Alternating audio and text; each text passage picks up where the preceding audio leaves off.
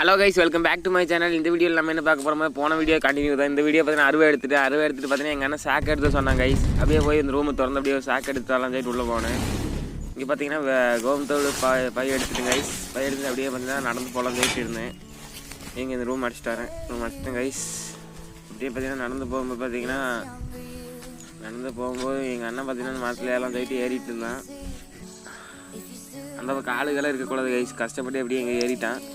இன்னும் காட்டுறேன், ஏறிட்டுக்காம பாருங்க.